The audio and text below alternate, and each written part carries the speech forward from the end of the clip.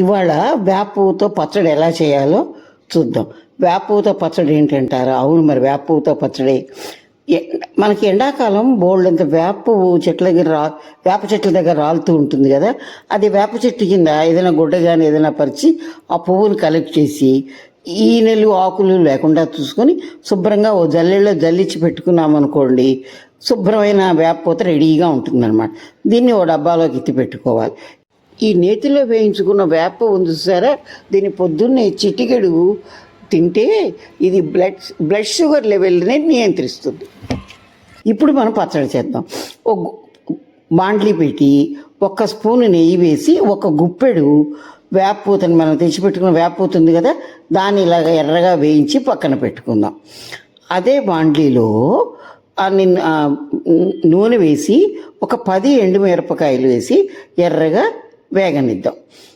మరీ నల్లగా కాకుండా కొంచెం ఎర్రగానే అనమాట వేగనిచ్చి అందులో అన్ని మెంతులు, అన్ని చిన్న ఇంగువ ముక్క వేసి ఆ ఇంగువను పొంగేదాకా చూసి ఆ ఇంగువను అయిపోయిన తర్వాత దీన్ని పక్కన పెట్టుకుందాం. ఇంతలో ఏం చేద్దామంటే చల్లారాలి కదా అది. ఈ మధ్యలో మనం చింతపండుని గుజ్జు తీసి పెట్టుకుందాం.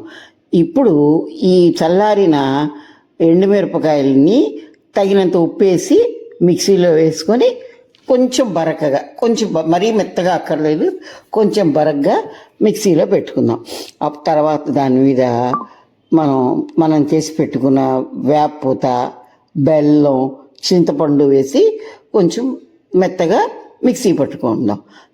ఇప్పుడు మనకి వేప పచ్చడి రెడీ అయిపోయింది అన్నమాట. కొంచెం గట్టిగా అనిపిస్తే మనం దీని మీద ఓ 2 స్పూన్లు నీళ్లు వేసి కూడా చేసుకోవచ్చు. ఈ వేప మనకి కంటి చూపుని మెరుగుపరుస్తుంది, మలబద్ధకాన్ని రానివ్వదు. తర్వాత ఇది రోగనిరోధక శక్తిని పెంచుతుంది, జీర్ణక్రియని పెంపొందిస్తుంది అన్నమాట. ఇన్ని ఆరోగ్య లక్షణాలున్న వేపపూతని మనం ఎందుకు వదలాలి? ఫ్రీగా వచ్చే వేపపూత. వేప పొట్టలో నులి పురుగులను కూడా చేరనివ్వదు.